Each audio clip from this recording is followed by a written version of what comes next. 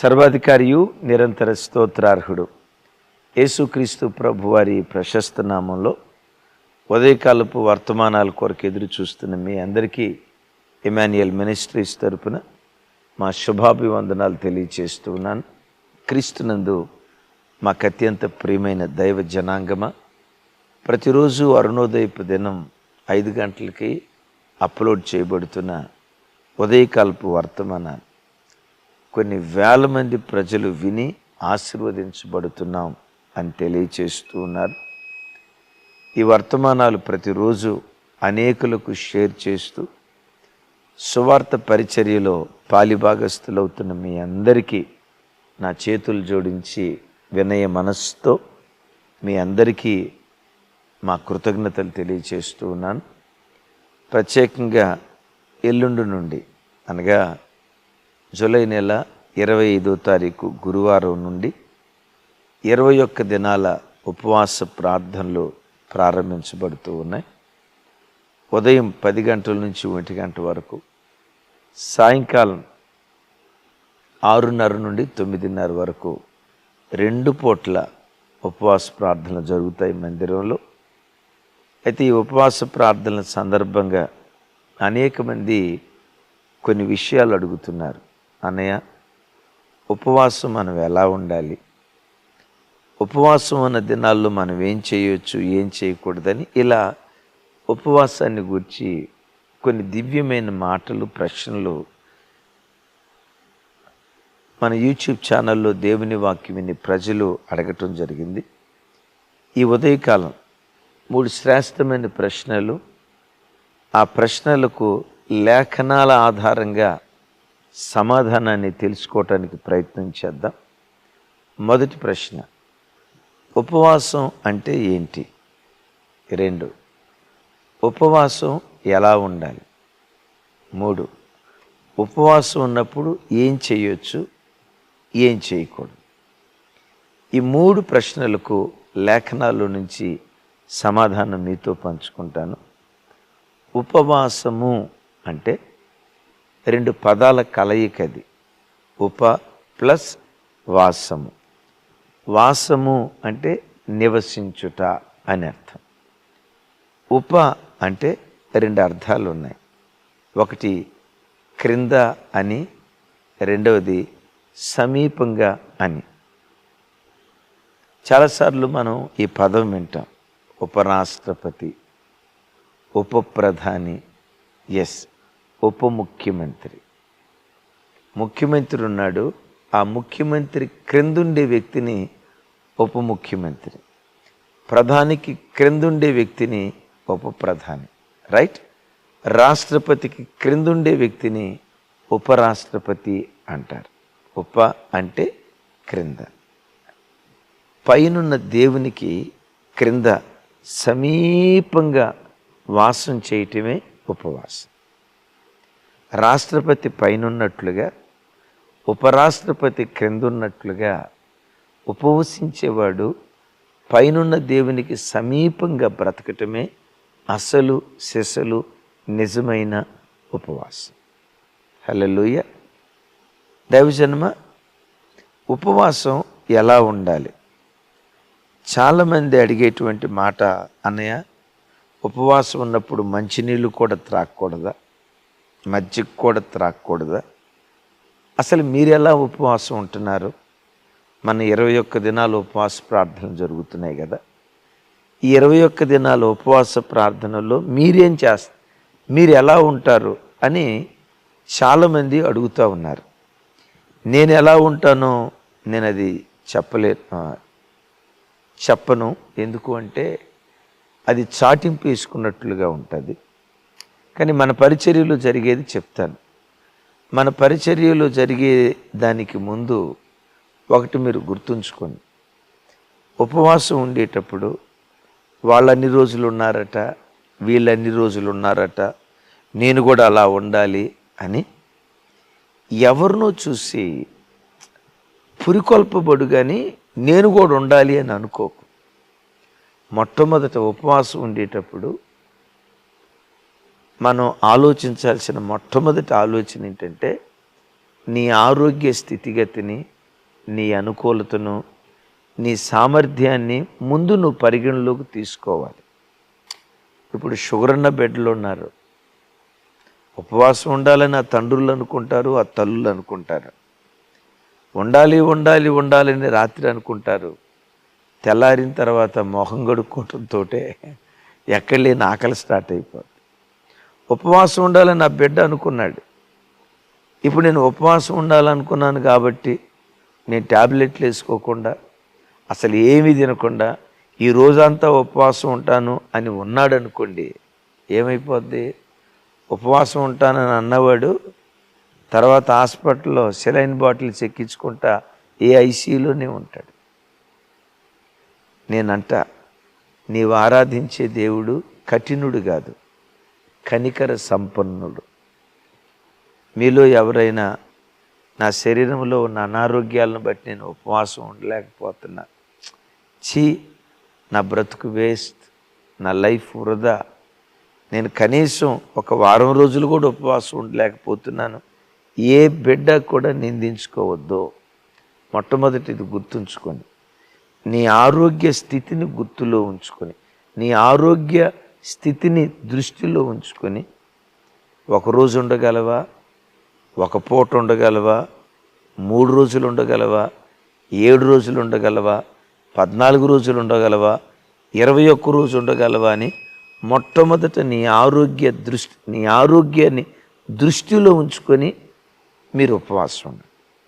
సహజంగా మన మందిరంలో ఉపవాసం ఎలా జరుగుతుందంటే, ఎక్కువ శాతం సేవకులందరూ, మీరు స్టేజ్ మీద చూస్తారు కదా, సేవకులు చెల్లెళ్ళు కానీ సేవకులుగా మేమందరం ఎక్కువ శాతం 21 దినాలు ఏ ఘన పదార్థం తీసుకోకుండా, ఏ ఘన పదార్థం అన్నం కానీ ఫ్రూట్స్ కానీ ఇలాంటివి ఏవి తీసుకోకుండా 21 దినాలు మంచినీళ్ళు, మజ్జిగ, టీ ఇవి తీసుకొని సహజంగా సేవకుల పిల్లలు మన మందిరంలో ఇలా మేము ఉపవాసం ఉంటాం 21 దినాలు. అన్నయ్య భోజనం చేయరా? నో. కనీసం ఫ్రూట్ జ్యూస్ కూడా తాగరా? నో. ఏమైనా లిక్విడ్స్ తీసుకుంటారా? మేము తీసుకునే లిక్విడ్స్ ఏంటంటే మంచినీళ్ళు, మజ్జిగ, టీ ఇవి తీసుకొని మ్యాక్సిమం సేవకులందరూ ఉపవాసం ఉంటారు. అలాగని మమ్మల్ని చూసి, ఇక్కడ ఉంటున్న సేవకులను చూసి మేము కూడా ఉపవాసం ఉంటాం అట్లాగేనని మీలో డ్యూటీలకు వెళ్ళే బిడ్డలో ఉన్నారు. 21 రోజులు నేను ఇలాగే ఉపవాసం ఉంటానంటే, డ్యూటీలో పనిచేయాలంటే శక్తి ఉండాలి కదా, శరీరంలో ఆరోగ్యం ఉండాలి కదా. ఈ ఉపవాసం ఉండి పీక్కుపోయిన ముఖంతో ఉద్యోగ స్థలంలో కనపడితే ఉద్యోగ స్థలంలో నీకు ప్రమాదం రాదా? ఉపవాసం ఆశీర్వాదం తీసుకొస్తుందని ప్రారంభిస్తే ఉన్న ఉద్యోగం పోయే ప్రమాదం ఉంటుంది కాదా? అందుకని నేను మీతో చెప్పే మాట, మీ ఆరోగ్య స్థితిగతిని బేరీజు వేసుకొని ఒక్క పూట ఉపవాసం ఉండగలిగితే, ఒక్క పూట ఉపవాసం ఒక 8 గంటలు కాల వ్యవధి తీసుకోండి. ఈ 8 గంటల కాల వ్యవధిలో ఏ ఘన పదార్థం తీసుకోకుండా దేవుని సన్నిధిలో ప్రార్థనలో గడపండి. లేదా అన్నయ్య దేవుడు నాకు మంచి ఆరోగ్యం ఇచ్చాడంటారా? 3 రోజులు ఉండండి, 7 రోజులు ఉండండి. అలాగని 3, 7 అదేదో సరి సంఖ్య బేస్ సంఖ్య అంటారు కదా, బైబిల్లో ఆ సెంటిమెంట్స్ ఏవీ లేవు. ఒక్కరోజు ఉండాలంటే ఉండు, 2, 3, 4, 5, 6 నీ ఆరోగ్య స్థితిగతిని బట్టి. రైట్. రెండవది, ఉద్యోగాలకు వెళ్ళేవాళ్ళు, అన్నయ్య మేము కూడా 21 రోజు ఉపవాసం ఉండాలనుకుంటున్నాం, మేము ఎట్లా ఉండాలి? మీతో చెప్పే మాట, డ్యూటీకి వెళ్తారు కదా, ఉదయం టిఫిన్ చేసి వెళ్ళండి, మంచిది. మధ్యాహ్నం డ్యూటీలో కూడా భోజనం చేయండి, మంచిది. సాయంత్రం ఇంటికి వస్తారు కదా, ఇంకేమీ తీసుకోకండి, ప్రార్థనలు గడపండి. రైట్. ఇంకేమీ తీసుకోకండి. 21 దినాలు ఒంటిపూట ఉపవాసం ఉండి దేవుని సన్నిధిలో గడపడానికి ప్రయత్నం చేయండి. కొంతమంది అంటారు, అదేం ఉపవాసం, ఉదయం టిఫిన్ చేశారుగా, మధ్యాహ్నం భోజనం చేశారుగా. అయ్యేం పట్టించుకోవద్దు. నీ అనుకూలత ప్రజలకు అది చులకనై ఉండొచ్చు. ఆ త్యాగం ఏంటో దేవునికి తెలుసు. ఏమండి, పగలంతా డ్యూటీ చేసి అలసిపోయిన శరీరంతో ఇంటికి వచ్చి ఆ రాత్రి మొద్ద అన్నం తినకుండా ప్రార్థనలో గడుపుతూ ఉండటం, శరీరాన్ని ఎంత నలగొట్టుకోవటం ఉపవాసం ఉండే నీకు తెలుసు. నేను ఇందాకే చెప్పే కదా, నీవు ఆరాధించే దేవుడు కఠినుడు కాదు, కరుణా సంపన్నుడు, కనికర స్వరూపుడు. అలా ఉండండి. రోజుకొచ్చి ఒంటిపోటు ఉండండి. ఉండగలిగితే 3 రోజులు ఉండండి. అన్నయ్య మరి 3 రోజులున్న రోజు మంచినీళ్ళు కూడా తాగకూడదా? ఎవరన్నారండి? మోషే ఉన్నాడు కదా అని అంటారా? ఆ మోషేను ఆవరించిన దేవుని షకీనా మేఘం, ఆ వాతావరణం వేరు. ఆ వాతావరణం వేరు. కొంతమంది మొండి ఉపవాసాలు చేసి కిడ్నీలు పాడై, పేగులు పాడై, గ్యాస్ట్రిక్ ప్రాబ్లం వచ్చి అర్ధాయుష్తోనే కాలాన్ని ముగించి వివేకం లేకుండా ప్రవర్తించినటువంటి వాళ్ళు చాలామంది ఉన్నారు. మరలా మీతో చెప్తున్నాను, సరే నా సంగతి ప్రక్కన పెట్టండి. దైవజనురాలు జ్యోతమ్మ గారు ఉన్నారు కదా, తను గడిచిన దినాల్లో ప్రతి సంవత్సరం 2 పర్యాయాలు 3 పర్యాయాలు 40 రోజులు 40 రోజులు ఉపవాసం ఉండేది. ఈ 40 రోజులు ఎలా ఉపవాసం ఉండేదో తెలుసా? ప్రభు ఎదుట చెప్తున్నాను.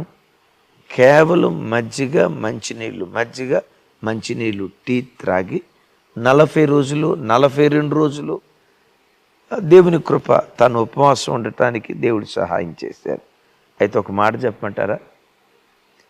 ఆ బలమైన తీర్మానం మన లోపల ఉంటే, అసలు ఒక్క పూట భోజనానికి ఆగలేని మనం, నేను ఉపవాసం ఉండాలి ప్రభు అని తీర్మానం చేసుకుంటే తెలియకుండా దేవుని కృప మనల్ని ఆవరిస్తుంది. అంతే. మాకు కొన్నిసార్లు ఆశ్చర్యం అనిపిస్తుంది. అరే, ఒక పూట భోజనం లేట్ అయితేనే గాబరా అయిపోతాం కదా. 21 రోజులు ఏమీ తినక అసలు ఏమీ అనిపించదు. కారణం ఏంటో తెలుసా? అదే ఒక వ్యక్తిని దేవుని కృప బలపరిస్తే, కృప ద్వారా నీవు సాధించలేనిది ఏదీ లేదు. ఈ మాట విని షుగర్ పేషెంట్లారా, బీపీ పేషెంట్లారా, థైరాయిడ్ బలహీనతలు ఉన్నవాళ్ళారా, కృప నన్ను బలపరుస్తుందని చెప్పి ఏమీ తినకుండా అట్లా ఉండి అనారోగ్యానికి గురి కావద్దు. జాగ్రత్త. రైట్. ఉపవాసము అంటే అసలు భోజనం చేయకుండా ఉండటం మాత్రమే కాదు. ఇందాక చెప్పే కదా, దానికి మించి దేవునికి సమీపంగా బ్రతకటమే ఉపవాసం. నేను ఉపవాసం ఉన్నానని నువ్వు ఫోన్లో గేమ్స్ ఆడుకుంటా, నేను ఉపవాసం ఉన్నానని టీవీ దగ్గర గడుపుతా, నేను ఉపవాసం ఉన్నానని ఉద్యోగం చుట్టూతో అలాగే ఉద్యోగానికి వెళ్ళొద్దని కాదు, నన్ను అర్థం చేసుకుని. నేను ఉపవాసం ఉన్నానని చెప్పి ఆ ఇంటికి వెళ్ళి ఈ ఇంటికి వెళ్ళి అసుకు పెట్టుకొని సోది ముచ్చట్లు మాట్లాడి అది ఉపవాసం కాదు.